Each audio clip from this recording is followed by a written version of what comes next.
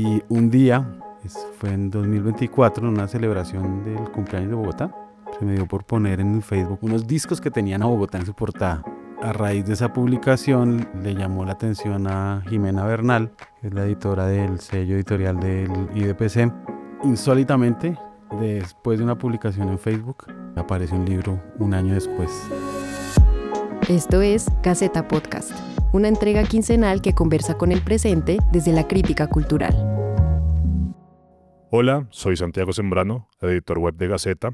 El año pasado, el sello editorial del Instituto de Patrimonio Cultural presentó el libro Bogotá encubierta, Cartofonías 1957-2025, una investigación de Luis Daniel Vega y Humberto Pérez, que recorre casi 7 décadas de portadas y otras imágenes musicales para revelar esa Bogotá que ha quedado retratada explícita o implícitamente en estos discos. En este libro, en Bogotá encubierta, el archivo musical se convierte en un mapa extendido, en buena parte gracias a la noción de cartofonía, que combina cartografía y sonido, primero para mostrar cómo ciertos lugares, atmósferas y paisajes urbanos quedan inscritos en la portada de un álbum, pero también creo como método, como invitación, como provocación para recorrer Bogotá a través de sus páginas y bueno, a través de nuestros pasos también, las cartofonías que queramos hacer luego de lo que el libro propone. Tanto Luis Daniel Vega como Humberto Pérez son grandes investigadores de la música en Colombia. Entre artículos de periodismo, libros y proyectos sonoros, han ido acercándose con nuestra historia y con nuestra música y pues nos han revelado todo lo que se esconde todavía en lo que creemos que conocemos y en lo que nos falta conocer de la música colombiana y la música en Colombia. Y precisamente, Luis Daniel y Humberto hoy nos acompañan en el estudio de Gaceta Sonora, en el Centro Nacional del Zapato Olivella, para hablar de Bogotá encubierta. Luis Daniel, Humberto, bienvenidos. Santiago, muchas gracias. Gracias por la invitación. Claro que sí. Este no es el primer proyecto que ustedes hacen juntos. Ustedes ya son una dupla consolidada. Tienen, por ejemplo, el libro Una idea descabellada, Instantáneas del rock en Bogotá. Entonces cuéntenme, antes de Bogotá encubierta, cómo empezó este equipo compuesto por ustedes dos y cómo funciona cuando empiezan una nueva misión, una nueva pesquisa. Esta amistad, sobre todo es una amistad más que un equipo creativo, empezó hace que más de 17 años, 15 años, por lo menos. En 2009 yo trabajaba en la Radio Nacional de Colombia, hacíamos un programa por la mañana y llegó Humberto con un libro de una historia del rock en Bogotá y fue muy emocionante ver que alguien pues que llegara al estudio a mostrar su libro y yo quedé muy tocado porque dije, uy, Humberto ya hizo un libro sobre rock en Bogotá y eso está muy increíble. Tuve mucha envidia en ese momento, pero surgió de ahí una complicidad que tenía que ver con esa historia de la música en Colombia, en Bogotá, sobre el rock. Y empezamos ahí una conversación que no ha parado desde ese momento y que decantó ya en proyectos colectivos de creación y de investigación. Todos ellos en relación a las músicas populares colombianas, a la historia del rock en Bogotá, en Colombia. Eso es lo que nos ha mantenido unidos durante todo este tiempo, pero empezó ahí en un programa de radio hace más de 15 años. Esta amistad empezó como a fluir y empezamos a caminar un poco la ciudad. Empezaron a surgir propuestas y proyectos en donde los dos estábamos involucrados. Algún proyecto que iniciaba yo invitaba a Luis Daniel a escribir alguna cosa o viceversa. Y en 2019 nos invitaron a hacer una exposición digital sobre Rock al Parque, que consistía en memoria ciudadana. Y eso nos permitió visitar muchas bibliotecas públicas de la ciudad en diferentes medios de transporte. Entonces caminamos mucho. Eso afianzó esa amistad y en 2021 nos invitaron a hacer una idea descabellada. No, mentira, ya había pasado antes, pero ahí fue el primer ejercicio real, digamos, de sentarnos a escribir a 4 manos, digamos, de manera intensiva. Y sorprendentemente abrimos un documento de texto, un procesador de texto en línea y empezamos a escribir sin saber muy bien cómo iba a pasar. Y lo cierto es que funcionó. O sea, funcionó, creemos que por muchas razones, pero cuando inicia un proyecto nuevo que tiene que ver con escritura, sobre todo, llegamos tranquilos a la pantalla porque sabemos que fluye. Cada uno en su estilo, pero las sugerencias son bien recibidas. No hemos diseñado pues una metodología, pero existe, digamos, el método del no método, digamos. Claro, debe haber una correspondencia y una sincronía implícita o explícita, pues porque al final puede que estén muy alineados, pero para poder escribir el libro juntos tiene que haber una sí, una química en la escritura y en la creación, ¿no? Yo creo que más allá de eso es despojarse un poco de esa idea de que uno escribe en solitario y la creación le pertenece a uno. Incluso cuando empezamos a escribir tampoco pensábamos en eso, sino simplemente, bueno, vamos a ver cómo funciona escribir en conjunto. Y fue saliendo muy espontáneamente y sin darnos cuenta, despojarnos de la noción de escritor y de autoría. Eso fue importantísimo. Y ya después, pues una conversa en la que funciona muy bien decirse las cosas de frente, cosas que entre gente que escribe es muy difícil hablar, como, esta coma está muy mal puesta, este adjetivo es terrible, usted pone muchos adjetivos, esta idea no funciona. Cuando a uno le dicen eso, uno se crispa mucho, le están atacando el ego. Y acá toca, pues lo único que funciona para que se vaya, para que fluya, es poderse decir de frente eso y ya. Y ahí se acaba y se vuelve uno más tranquilo cuando le dicen que el punto estaba mal puesto, el punto y coma sobre todo. Sí, tiene que ver con la amistad también. Creo que estos años nos han permitido conocernos mucho. Digamos, tenemos muchas afinidades en muchos sentidos, en la música, en la manera de entender un poco el lugar de uno en el mundo, en este país. Entonces, pues creo que eso también nos permite poder funcionar en ese sentido, de decirnos, tampoco es que simplemente vamos escribiendo y comienza usted este párrafo, yo termino esta idea por acá y luego intentamos juntar y funciona, ¿no? Sí, no sé, habría que preguntarle a Eduardo Arias y a Carl Troller si Sí, tuvieron lo un hacen así. método en algún momento para escribir y hacer, porque ese es un buen ejemplo de esto que hay con Humberto. Pues en la adolescencia el trabajo de Eduardo Arias y Carl Troller fue muy inspirador y incluso pues a mí me hizo ser lo que ejerzo en este momento, es periodismo musical y todo eso, fue por culpa de esa dupla, precisamente. ¿Y cuál es la historia de Bogotá Encubierta? ¿Cuál fue la semilla y cómo se fue desarrollando? Eso tiene que ver con una publicación en Facebook, en esa red social. Es la única red social que yo utilizo. Yo no voy por otros lados porque allí he encontrado un repositorio de información y documental de muchos personajes de la música colombiana que tuvieron protagonismo por allá en los 60, en los 70, incluso antes, y que esa es su red social. Allí logran comunicarse y volver a la vida un poco, y lo que pasa es que van subiendo ahí un montón de fotos, historias, entonces me ha gustado mucho eso, por eso es que es el único lugar que frecuento como internauta. Y un día, fue en 2024, en una celebración del cumpleaños de Bogotá, se me dio por poner en el Facebook unos discos que tenían a Bogotá en su portada. A raíz de esa publicación le llamó la atención a Jimena Bernal, que es la editora del sello editorial del IDPC. Insólitamente, después de una publicación en Facebook, apareció un libro un año después. Nos gusta contar eso porque es un caso exitoso de cómo algo que es basura digital, porque esta publicación que yo hice, pues más allá de mostrar unos discos que tenía en mi colección, engrosa este océano de información que todo el tiempo estábamos poniendo y poniendo y poniendo y poniendo, y que eso se convierta en un libro, pues nos parece un caso excepcional. Ahora bien, ese libro también se va a convertir en otra parte del océano de libros que se publican, pero bueno, al menos llegó a la No, pero no se materia. ponga tan pesimista tan rápido.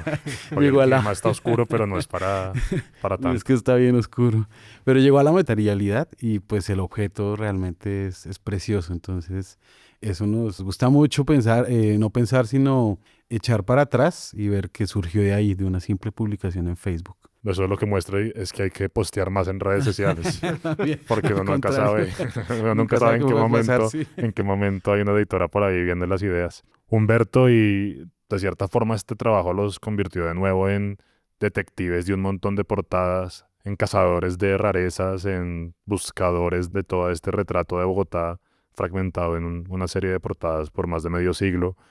Cuénteme cómo fue esa búsqueda casi arqueológica y también pues muy contemporánea de las portadas que aparecen en Bogotá Encubierta. Unas sé que ya las tenían mapeadas y sé que también hubo que buscar otras como si fueran detectives. Entonces cuénteme más de esa misión. Pues inicialmente fue como acudir a nuestras discotecas personales con cuidado, echando mano como del recuerdo primero, como, ay, me acuerdo de esta, y empezar a buscar y a copiar, digamos, este ejercicio que hizo Luis Da en Facebook, lo replicamos en una cuenta que tenemos de Instagram y se amplió un poquito más. Y cuando surgió la posibilidad de este proyecto editorial, pues sabíamos que había más. Empezamos a echar mano de bases de datos, de discos que todo el mundo sabe y todo el mundo conoce, y empezar a buscar de manera como indiscriminada, un poco era como a copiar todo lo que tuviéramos en donde estuviera presente Bogotá o se sugiriera que podía ser Bogotá. Y esta primera búsqueda en bases de datos, de tener las portadas digitalmente, nos llevó a buscar los discos en físico. Es decir, todas las imágenes de discos que hay en el libro, a excepción de los discos digitales, son fotos de discos reales, digamos, a los que tuvimos acceso. Entonces fue empezar a echar mano de amigos que tienen colecciones, que sabemos que los tenían, y seguir buscando. Una cosa que empezó a pasar cuando se concretó el proyecto como tal, fue que empezamos a pensar en clave de Bogotá encubierta, aún sin tener el nombre. Entonces íbamos a un pulguero y buscábamos discos, no porque estuviéramos buscando discos sobre Bogotá, frecuentamos disquerías, en fin, pero el cerebro estaba un poco como a ver si aparece Bogotá, y fue apareciendo Bogotá.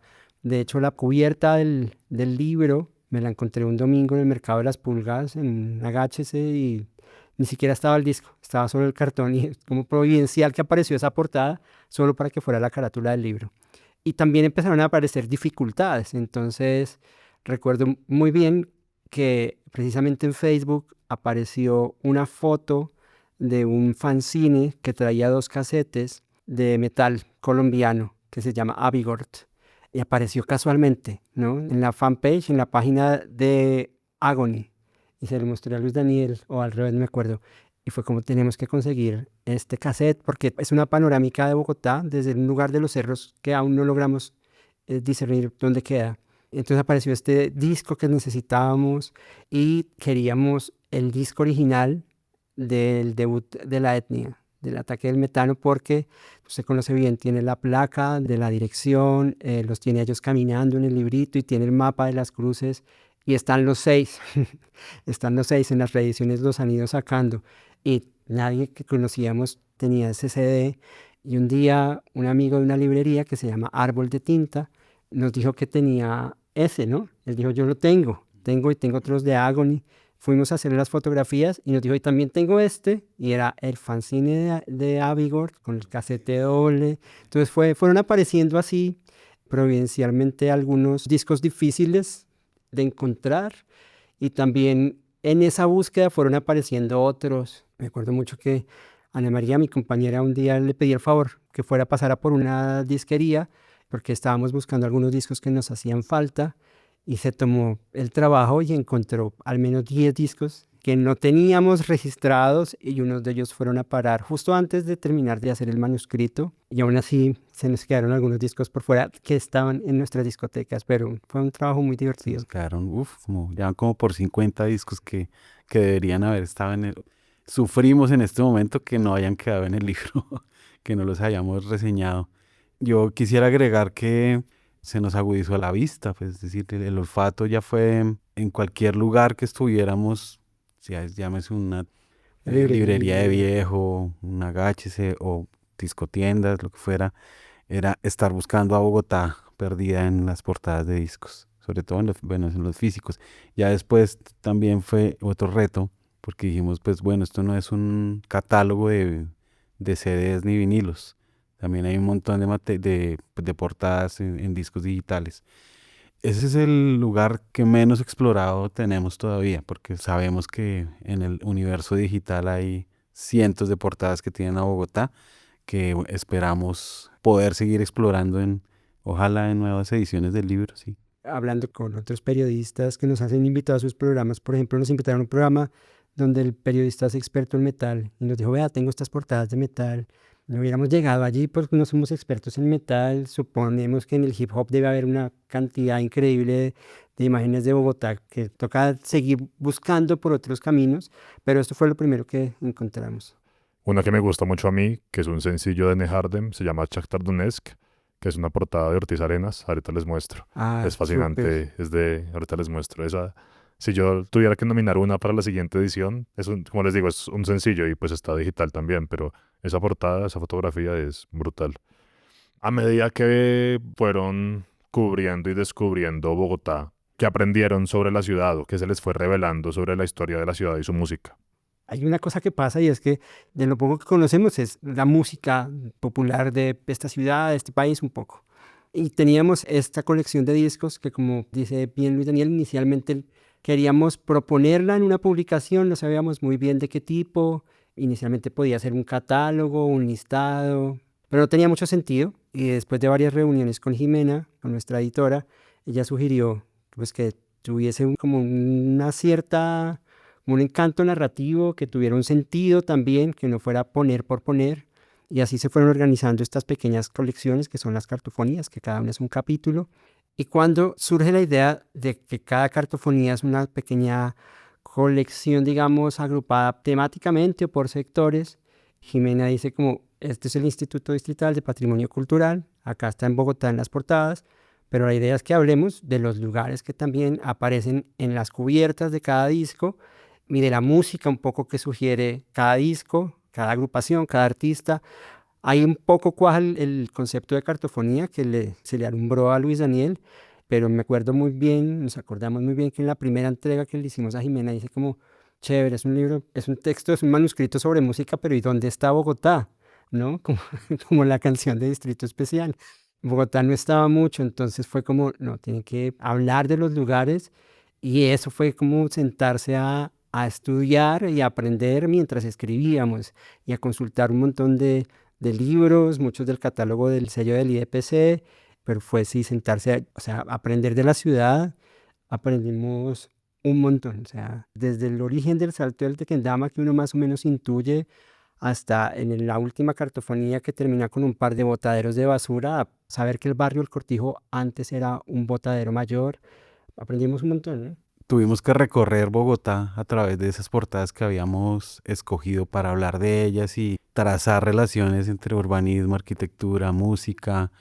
Lo que pasó en ese momento fue que nos despojamos de la idea de hacer un catálogo y hacer unas reseñas de un disco. Y lo que nos permitió allí fue realmente empezar a imaginar un montón de cosas que jamás se nos hubieran podido pasar por la cabeza. Un montón de relaciones que tenían que ver con los monumentos que aparecían en las portadas de los discos y uno nunca se preguntaba por qué a alguien se le había ocurrido poner una foto del Camarín del Carmen en un disco de rumba criolla, por ejemplo. Uno lo daba, sí, es la Bogotá antigua. No es la Bogotá colonial, pero la rumba criolla no es una música colonial, es una música tropical moderna de los años 40 en Bogotá. Y darse cuenta de eso era como, wow, no puedo creer que nunca haya visitado Bogotá, sus músicas, su patrimonio arquitectónico, su patrimonio simbólico también de esa manera. Porque en unos discos aparece el Salto del Tequendama hermoso y radiante, y en otros es una caricatura irónica. Claro, está la historia del Salto del Tequendama, que en el momento en que fue de esos discos en los años 50 todavía la gente alcanzaba a ir allá a hacer el paseo de olla. Sí, Todavía lo hacen. bueno, sí, a tomarse fotos a veces, pero 50 años después es un lugar escabroso, pero que permanece en la memoria de la ciudad. Y cuando fueron apareciendo, por ejemplo, en ese caso, en esa cartofonía del Salto del Tequendama, esas distintas representaciones del Salto del Tequendama, pues sobrepasamos la postal. Y el reto era escribir de manera coherente, no forzada, de esas diferentes músicas y de esas diferentes representaciones de la ciudad que aparecían en estos discos. Ese fue un reto creativo que también nos dio la libertad de hacer algo que nunca habíamos hecho, o por lo menos yo escribiendo, que era una mezcla ahí entre periodismo, entre crónica, entre investigación. Incluso nos dimos en algún momento la licencia de echar chistes, bueno, hacer algunas humoradas que no sé si nos salieron bien, pero lo intentamos para poder trazar esas relaciones, ¿sí? Claro, yo creo que eso también viene del hallazgo metodológico de la cartofonía, Ujú. que abre el libro hacia un crisol de lugares muy inesperado y muy rico también. Creo que aparte pues de la recopilación del archivo, la metodología de la cartofonía me parece que marca también un posible norte para otros investigadores y periodistas que quieran trabajar a partir de ahí, ¿no? No, claro. Es muy chévere porque Jimena nos dio, así como nos dijo, les está faltando la mitad del trabajo en cada pequeño texto, nos dio la libertad completa de hacer lo que quisiéramos. En ese sentido también echábamos mano de archivo de prensa, no sé, de libros, de literatura. Empezaron a pasar cosas muy simpáticas como en la cartofonía dedicada al Bogotazo. Era inevitable no presentar el disco de la 22 de las 1280 almas y las 3 imágenes icónicas que aparecen en el librillo del disco, y luego encontrar, por ejemplo, que 3 versiones del libro El Bogotazo de Arturo Alape tienen esas mismas imágenes. También fueron enriqueciendo el libro de muchas maneras. Hay una cosa que es muy particular y es que no necesariamente la música que contiene un disco tiene que ver con la portada, ¿no? Muchas veces la portada era eso, una postal. Entonces, ¿cómo darle la vuelta para hablar de ese lugar, de esa música, incluso muchas veces de la música que sonaba en un lugar, ¿no? O sea, ¿a qué suena, no sé, la Macarena? La Macarena en algún momento sonaba a muchas cosas. Entonces, poder intentar contar el Centro Internacional con su música desde lo gráfico y sin perder de vista la ciudad, fue una cosa que fuimos un poco como desentrañando en la medida en que fueron apareciendo diferentes herramientas. Y yo complemento en esto que usted menciona, Santiago, de una metodología. Cuando terminamos el libro con Humberto, hemos tenido la ilusión de que se replique, es decir, que alguien diga como, yo quiero hacer algo muy específico, no sé, se me ocurre ahora que lo estamos hablando, las cartofonías del hip hop en Bogotá. Es decir, es un concepto que se puede ampliar un montón, ¿sí? Pero también tenemos la ilusión de que alguien diga como voy a hacer Medellín encubierta, Claro. o Cali encubierta, o Hay- Colombia encubierta. Cuando empezamos a imaginar el libro, no encontramos ningún referente parecido en ningún lugar del mundo.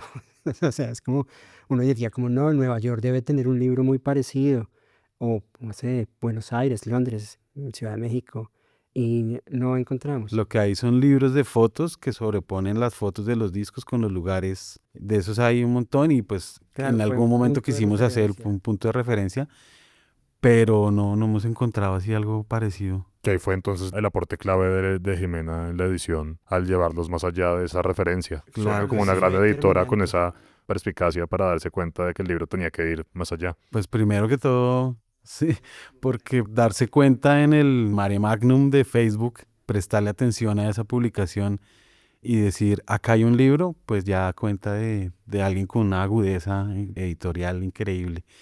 Y cuando nosotros presentamos el proyecto al IDPC, pues era básicamente un catálogo y un catálogo que quería ser completista, ¿no? Imagínense eso tan absurdo que en un momento nos enloquecimos un poco con Humberto, como, "Ay, vamos a tener todas las portadas de Bogotá, nos toca hacer como una tesis. Hasta aquí fue porque no vamos a acabar nunca eso. Pero cuando pasamos el proyecto, básicamente era un catálogo con unas reseñas. Hasta ese momento no teníamos idea de que era una curaduría, sí, por lo menos yo, o que es una colección más allá de un acopio de elementos. Entonces, Jimena nos jaló para otro lado, después de encontrar que había unos módulos que se llaman cartofonías, que eso fue después de ver cosas de Walter Benjamin y de Carlos Monsiváis sobre coleccionismo. Claro, esa forma de Benjamin también de recorrer la ciudad y también su proyecto de los pasajes, que luego ha sido recreado de otras formas. Creo que también en Londres está un investigador, Sinclair me parece, que tiene otra metodología para recorrer la ciudad. Por eso digo que este libro también lo invita a uno a salir a caminar la ciudad y a perderse con cierto método. Da un método para perderse el libro, Eso me lo cual encanta, es un fascinante. método para De hecho, yo perderse. creo que lo que Jimena vio, o sea, uno ve un disco o una colección de discos. Jimena halló allí un valor patrimonial y hacia allá fue donde, qué chévere contar la ciudad a partir de portadas de discos que bien podrían ser postales o fotografías que además contienen música. Sí, fue tremenda ella. Ahorita estamos acá en el centro de Bogotá, en la Candelaria, en el Centro Nacional de las Artes, y pues el centro es una parte significativa del libro. Sobre todo la Candelaria, hay portadas de Lucas Saboya, de Giovanni Parra Quinteto, de la 33, Curupira, y mi favorita de esa cartofonía es la de Carlos Vives Al centro de al la centro de la ciudad. ciudad, que me parece formidable. No sé, yo no la conocía y me parece la mejor portada que le he visto a Carlos Vives. Es una gran portada. Bogotá se ve hermosa y la Jiménez creo que es, ¿no? ¿Cómo narran estas portadas que encontraron en el centro de Bogotá y de qué forma el centro aparece en la representación de las imágenes de la música en Colombia? Cuando empezamos a hacer estas pequeñas colecciones, digamos, a dividir la colección completa por sectores y por temas, el centro era la que más discos tenía. El libro podría ser solo del centro y sería un buen libro también. Inicialmente pensamos también en armar como un proyecto derivado, una suerte de mapa o incluir un mapa dentro del libro, pero todo se concentraba en el centro. Entonces decidimos que había que segmentar un poco el centro, un poco para también darle más detalle, como para que esta suerte de viaje por la ciudad que plantea el libro fuera más amplio. Entonces al centro lo partimos como en el Histórico. centro del casco histórico, digamos, el centro internacional, ahí lo dividimos, sacamos a los cerros también, los monumentos también fueron sacados. Entonces quedó un poco un viaje que va desde la Séptima con Jiménez, que es donde aparece Carlos Vives allí en el Banco de la República, y se extiende hasta acá, la Plaza de Bolívar, el Camarín del Carmen, se circunscribe, digamos, a este espacio. Y el centro pues tiene una característica muy particular y es que pues es como el lugar de las postales de Bogotá. Entonces está la Plaza de Bolívar, el Capitolio Nacional, la Catedral, las casitas coloniales. Como contábamos esta historia para no caer en lugares comunes. Ahí ayudó mucho la música, ¿no? Entonces el hecho de que esté, por ejemplo, un artista como Lucas Aboya o otro como Giovanni Parra.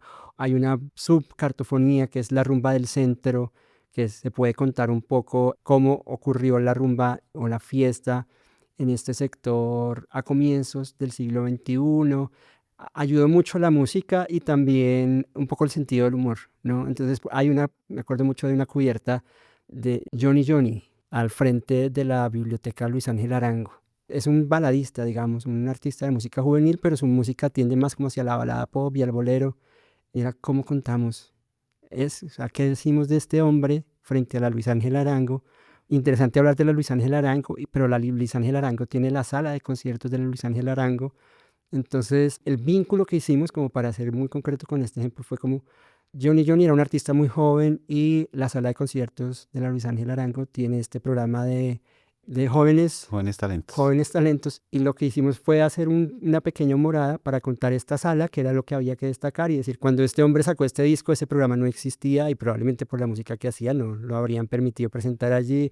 Fue un poco jugar con lo que nos ofrecía el lugar, la música y la zona. Pero también fue la oportunidad para hacerle un homenaje muy especial a la sala de conciertos de Porque no la hay Luis ningún Ángel, porque no hay disco. ningún disco, o no encontramos ningún disco que tenga una foto en la portada de la sala de conciertos de la Biblioteca Luis Ángel Arango. No lo encontramos, esperamos que aparezca algún día.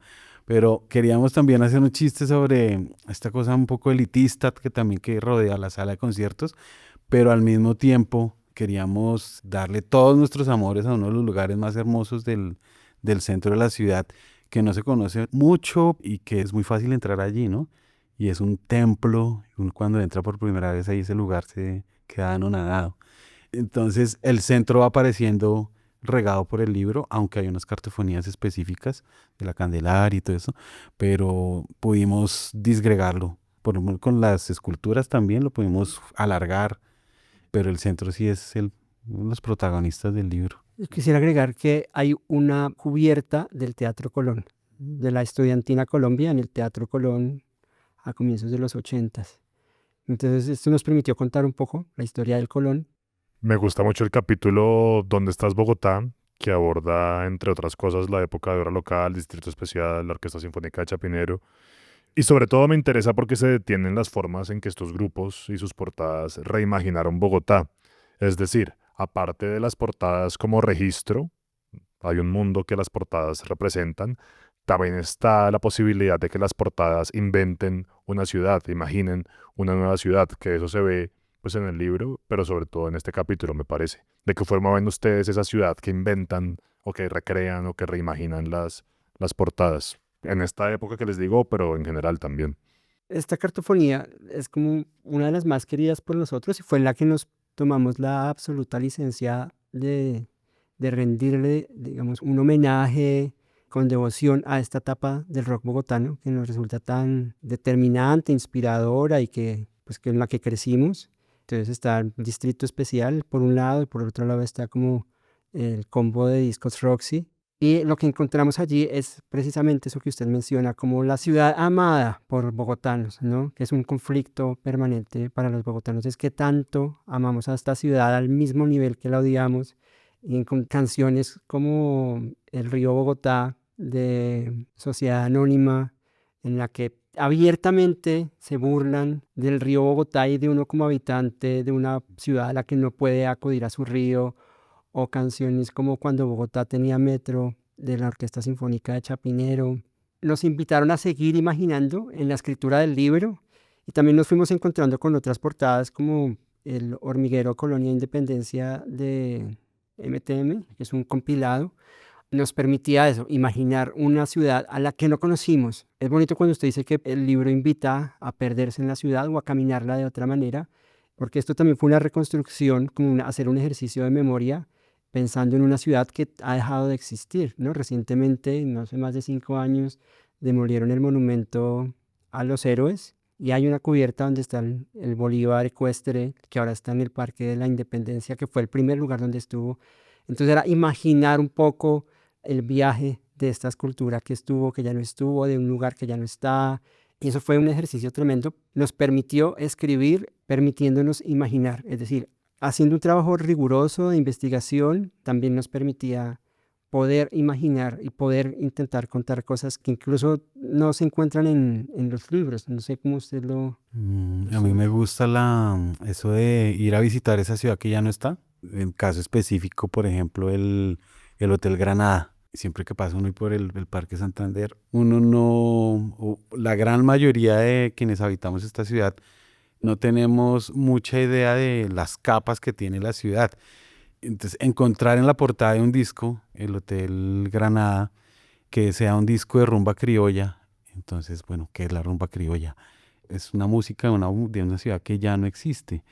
Además de eso, descubrir, por ejemplo, que en el Hotel Granada Carlos Gardel durmió su última noche antes de morir y que no haya una placa ahí cerquita que diga aquí pasó su noche. Bueno, porque el Hotel Granada ya no está, ahí está el edificio del Banco de la República. Vuelvo también a lo que mencionó Humberto, que usted nos acaba de decir de perderse en la ciudad con método, es ver el libro, tener el libro a la mano y decir, ay, ¿dónde quedaba el Hotel Granada? Voy a ver esta coordenada de un lugar que ya no existe. Me gustaría ser alguien que lee el libro y le llama mucho la atención, por ejemplo, este caso específico del Hotel Granada, y pararse enfrente del edificio del Banco de la República e imaginar que allí estaba el Hotel Granada. Eso me parece pues, un momento también de contemplación y de parar en la ciudad, en el centro de la ciudad y decir, aquí estaba algo, ya no está, está esta otra cosa. Bueno, eso me gusta mucho, me encanta poder hacer eso y de alguna manera eso fue lo que intentamos en el libro hacer a través de estas portadas. Para terminar, ¿hay alguna diferencia clara o algo que puedan ver entre las portadas del periodo en el que empieza el libro y las portadas más contemporáneas? Aparte pues de que lo obvio, el tiempo pasa, pero si pudieran definirlo en una o dos cosas, ¿qué diferencia las portadas más contemporáneas de las anteriores en estilo, en lo que quieran señalar? La ironía. ¿Había más ironía antes? No, ahora hay mucho más humor, por lo menos en las de los 90 en adelante. Es la sensación que tengo, que hay mucho más humor, más ironía. De para atrás, la mayoría son postales y están cargadas de una solemnidad absoluta, salvo contados ejemplos, pero usted me corregirá. Yo sí, pues, está bien ese apunte que hace usted porque como que uno puede, no sé, usted hablaba de la ironía. El libro también puede ser un poco abordado de esa manera, cómo fue cambiando el diseño gráfico en Bogotá, digamos, a través de estas cubiertas. No sé, yo siento igual que, por ejemplo, portadas como la del Giovanni Parra Quinteto, a propósito de que lo mencionamos, es una foto, una cubierta bastante ortodoxa, digamos. Pero cuando uno piensa en la ironía y empieza a ver estas postales del Salto del Tequendama o de la Plaza de Bolívar, estas portadas de los coros que son tan aburridoras, y luego uno se encuentra, me hizo acordar de dos. Una, la de Julián y su combo, que es una orquesta de música tropical corriendo por toda la 26, rumbo hacia el occidente, a cuenta de que no sabemos, pero nos aventuramos a escribirlo en el libro. Y otra, y estos son los años 70, ¿no? Es la de los Univox montados todos encima del monumento de la Rebeca. Ahí como que uno dice, como acá empieza a permitirse la ironía, pero a día de hoy uno sigue encontrando cubiertas bastante formales. Yo creo que la gente de Discos Roxy se aventuró a burlarse de frente de la ciudad. Ellos y ahora, sí, Discos Roxy, se aventuró a burlarse de la ciudad tanto en lo gráfico, en proyectos como la revista Chapinero, y eso se ve un poco volcado ya más abiertamente en los 90, y también hay fotos encantadoras como las de Villares Londres de Yuri Gagarin, que son bastante normales, pero dan cuenta de un lugar pues, que muchos quisimos. Ujú.